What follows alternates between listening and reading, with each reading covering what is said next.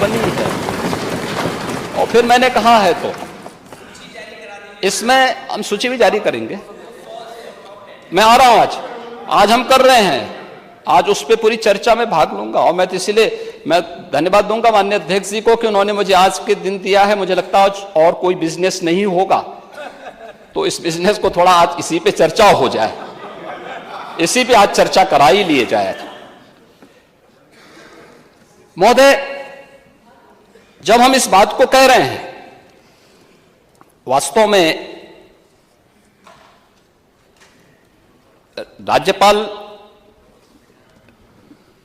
महोदय ने जो यहां पर अपना अभिभाषण दिया था,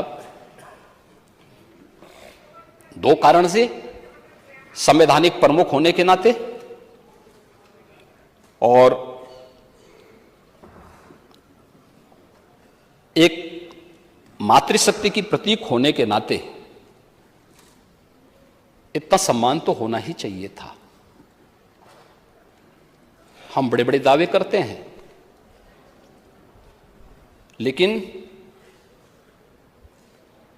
सदन में राज्यपाल महोदय आ रही हैं सदन को संबोधित करने के लिए, आपको तो मौका मिलना ही है। आप अपनी बात को, सहमति और असहमति के लिए सदन है, लेकिन हम विरोध करें, गो बैक के नारे लगाएं, अशिष्ट और असंसदीय आचरण करें, यह सदन की गरिमा को तार तार करता है। दूसरा, मातृशक्ति की प्रतीक एक महिला राज्यपाल के द्वारा सदन को संबोधित किया जा रहा हो, हमारे लिए तो गौरव की बात होनी चाहिए थी, हर्ष की बात होनी चाहिए।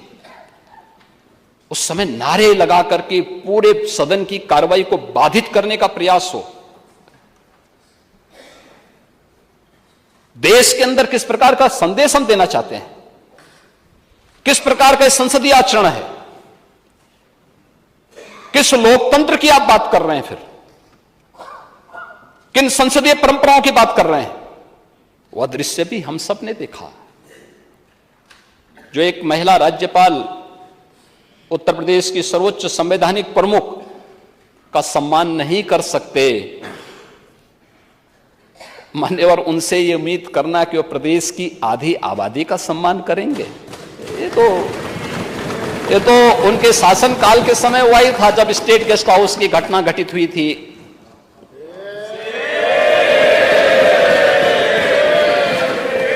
आचरण तो उनका उस समय भी सामने आया था। लड़के हैं, गलती कर देते हैं, ऐसे भी बयान आए थे।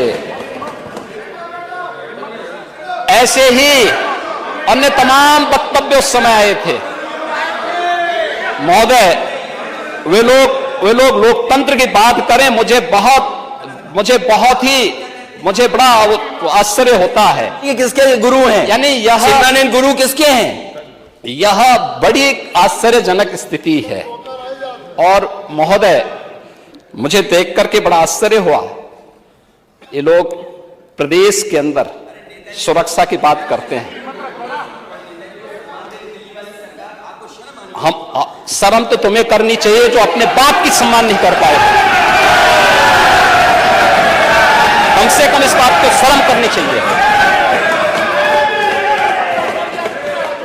किस प्रकार का आचरण होना चाहिए? हमने नाम नहीं लिया किसी का, लेकिन जो वक्तव्य कभी बोले गए हैं उन वक्तव्यों पे चर्चा तो होनी ही चाहिए। क्यों नहीं चर्चा होनी चाहिए? किस प्रकार की बात करते हैं जी?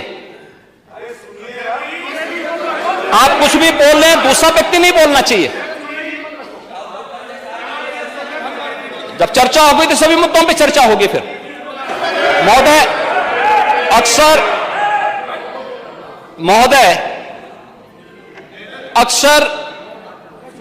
जब हम लोग अभिभाषण की चर्चा करते हैं तो कोई भी संवैधानिक प्रमुख सरकार की उपलब्धियों के बारे में चर्चा करता है और अपनी भावी योजनाओं को भी, सरकार की भावी योजनाओं की भी चर्चा करता है। यह केवल उत्तर प्रदेश के अंदर नहीं हो रहा है, पूरे देश के अंदर हो रहा है। पूरे देश के अंदर होता है। ये संसदीय परंपराएं यही हैं। और यही नहीं होता है, संसद के संवैध सदन को जब महामहिम राष्ट्रपति जी संबोधित करती हैं तो वह भी सरकार की उपलब्धियों के साथ साथ भावी योजनाओं का चित्रण भी करती है। अभिभाषण ही दिग्दर्शन होता है शासन की उपलब्धियों का और भावी योजनाओं का। लेकिन आपको सहमति और असहमति के लिए सदन में चर्चा होती है। आप अपनी उपलब्धियों को बताइए ना, कौन ऐसा दल है जिसको प्रदेश के अंदर सत्ता में रहने का अवसर न मिला हो? और कई कई बार जनता ने अवसर दिया। अगर आज अपने कारनामों से जनता आपको ठुकरा रही है तो इसके लिए अपने कारनामों को दोषी ठहराइए, उत्तर प्रदेश की जनता को मत दोषी ठहराइए।